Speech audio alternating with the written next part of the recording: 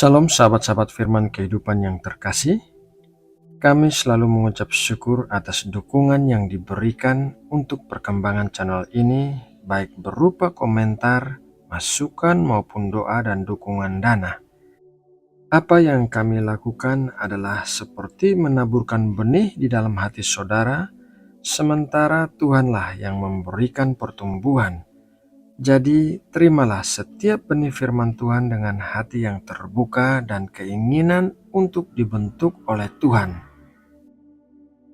Sahabatku, mari kita memulai saat teduh hari ini dengan sama-sama berdoa. Tuhan, kami bersyukur atas segala kebaikan-Mu yang kami terima di sepanjang hidup kami dan kesempatan hari ini untuk bisa menikmati persekutuan dengan-Mu melalui firman-Mu. Selidikilah hati kami ya Tuhan, dan singkapkanlah apa yang terselubung. Terangilah kami dengan firman-Mu, agar kami bisa memahami kehendak-Mu, dan tuntunlah kami setiap hari di sepanjang hidup kami. Terima kasih ya Tuhan, kami berdoa dan memulai saat teduh ini di dalam nama Tuhan Yesus Kristus. Amin.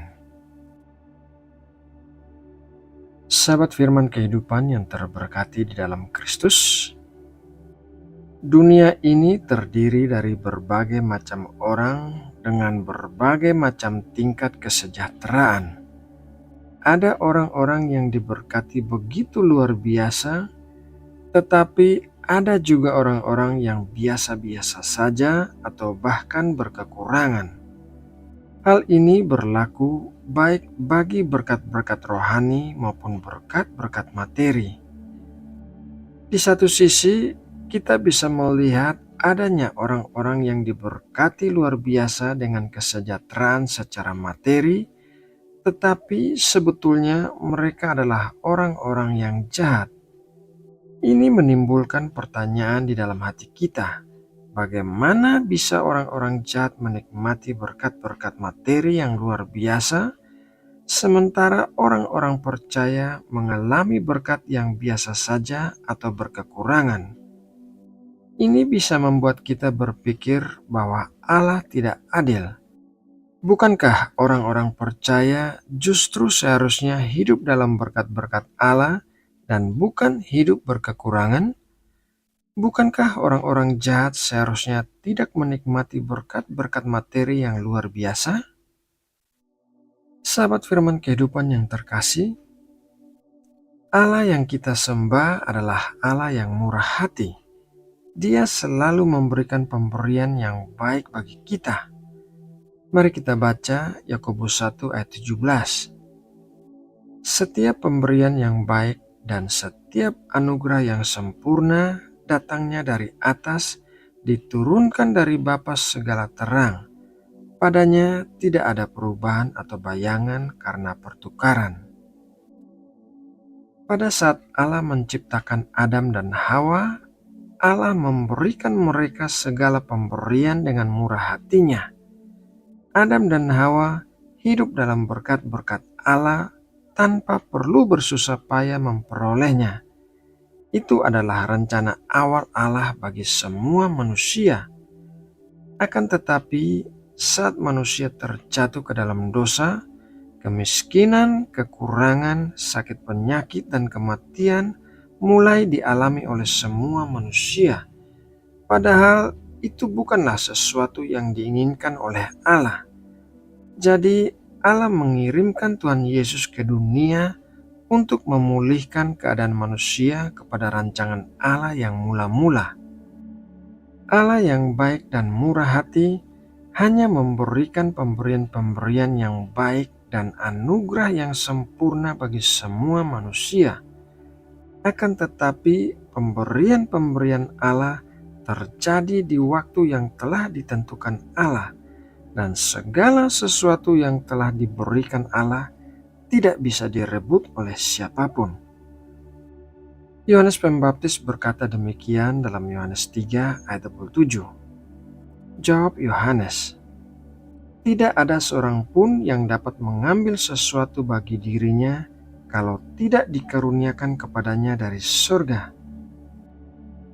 Murid-murid Yohanes Pembaptis datang kepadanya untuk memberitahukan bahwa banyak orang pergi kepada Tuhan Yesus dan murid-muridnya untuk dibaptis. Yohanes Pembaptis menjawab mereka bahwa hal itu adalah pemberian Allah. Banyak hamba Tuhan yang merupakan gembala gereja berselisih dengan gembala lainnya mengenai jemaatnya yang berpindah gereja. Apa yang dikatakan oleh Yohanes Pembaptis merupakan suatu perenungan bahwa semua jemaat yang berada di suatu gereja adalah pemberian Allah. Apabila mereka berpindah ke gereja lain, maka tidak perlu diributkan. Segala sesuatu sudah diatur oleh Allah. Contoh lainnya adalah perkataan Ayub dalam Ayub 1 ayat 21. Katanya, dengan telanjang aku keluar dari kandungan ibuku, dengan telanjang juga aku akan kembali ke dalamnya. Tuhan yang memberi, Tuhan yang mengambil. Terpujilah nama Tuhan. Ayub adalah orang yang pernah menikmati berkat-berkat rohani dan materi yang luar biasa. Ayub menyadari bahwa semua itu adalah pemberian Tuhan. Jadi ketika Tuhan mengambilnya kembali, Ayub tidak menyalahkan Tuhan. Sahabat firman kehidupan yang dikasihi Allah, sepanjang hidup kita adalah sebuah perjalanan iman. Pemberian-pemberian dari Tuhan, baik itu untuk kita maupun untuk orang lain, bisa jadi merupakan sebuah ujian iman.